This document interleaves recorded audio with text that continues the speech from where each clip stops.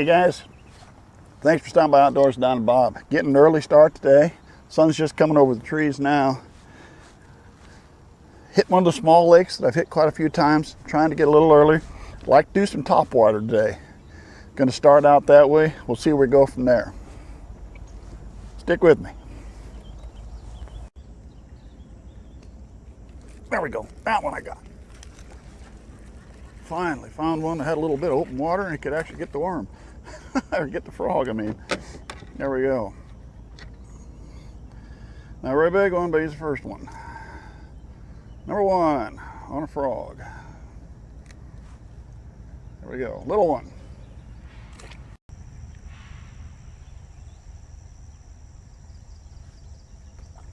There we go. Got him. That was a little closer to the boat that time. A little bit bigger, but not a whole heck of a lot.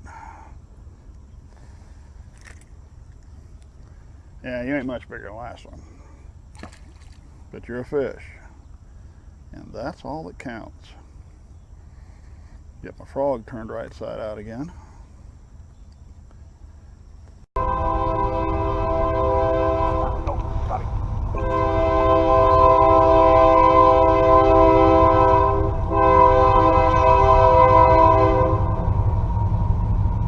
Hard for the train.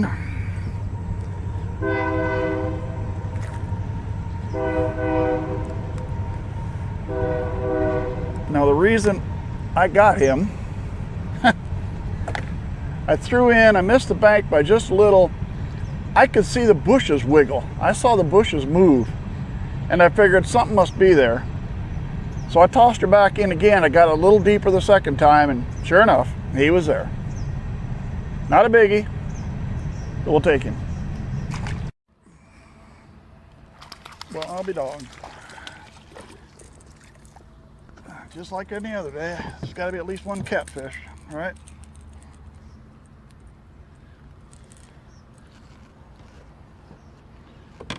There we go. Nice little cat. Oh, that was close. I didn't even see that in the water. There we go. Oh, a little one. Man, that's a little fart. He's a little one, but he's a fish, huh? You get yourself all over the place, didn't you? There we go. Get that one out. There we go.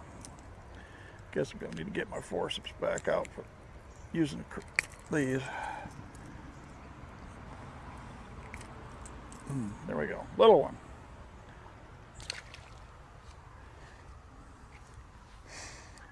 Went to a crankbait. I'm sitting real close to the bank, as you can see, and I'm sitting in 12 feet of water. So I thought, let's go back to the crankbait. It's that deep, it's not going to be weedy. I should be able to get the treble hooks through. That's one. Let's see if this keeps working. There we go. Well, I'll tell you what. This lure must just attract little fish, huh?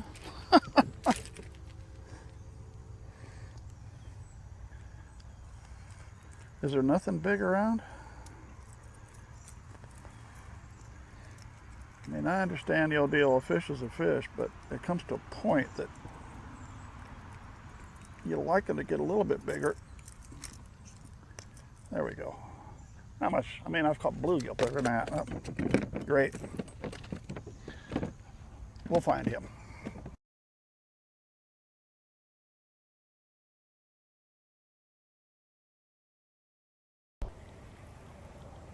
There we go. That's a better fish. Got him down to your waist. Now the crankbait's paying off. I knew there was something big in here somewhere. Whoa.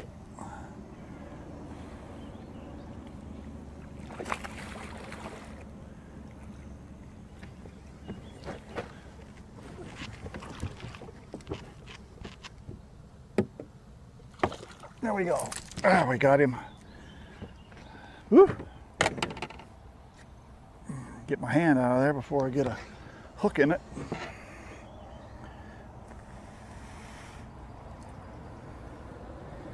He was out here a ways. Gotta go this way.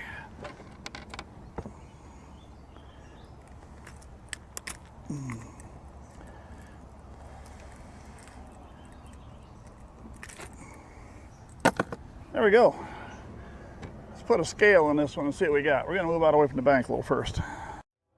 Here we go, guys. 3 pounds, 2 ounces. All right, nice fish. Well, guys, I think that's gonna do it. It's starting to get hot. Today was a typical, I would call it a typical summer day. I got here very early. Sun was just coming over the trees a bit. I picked up 3 bass right away on a frog. Now, they were up in close to the bank of the moss, but even though they were shallow, they were close to deeper water. When I fished back where it was strictly shallow, I could do nothing there. We got that done a little bit. Started the sun coming up. I moved out on this point behind me and I started throwing off points, off of humps where I got shallow water going off to deeper water.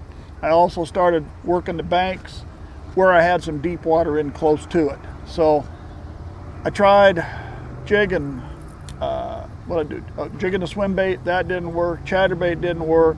I worked plastic worm. I worked the crawdad. I went back to, this is a Rebel. I guess you'd call it a shallow diver. That's not really a square bill, but this thing is probably 30, 40 years old at least. I couldn't even tell you. I'm not sure if this is mine. This might be my dad's. So it could be 50, 60 years old. Who knows? Either way, it caught fish, and it caught fish all day long.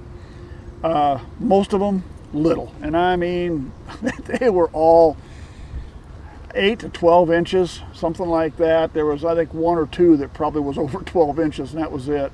Then I did take the nice 3-pounder. But basically I worked the deeper water. A lot of times I was out in 10, 12, 14 feet of water, casting up the bank. I tried to do it at a 45 angle as best I could, so the lure would spend more time at the proper water depth. The big bass that I took, it was probably halfway back to the boat when he hit it. Most of this other small stuff, they were hitting it, sometimes hitting it right when this thing hit the water. They were hitting it. So they were still up, and the little ones were still in the shallow. Bigger ones were down. I kept trying to work down, only found out the one good one. So, but I would call that a summer pattern.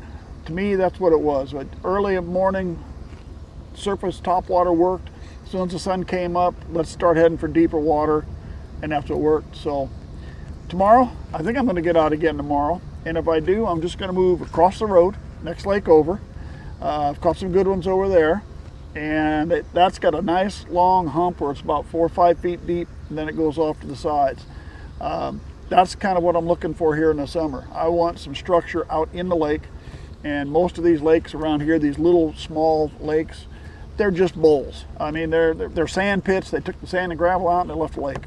So there's not a lot of structure. This lake happens to have some.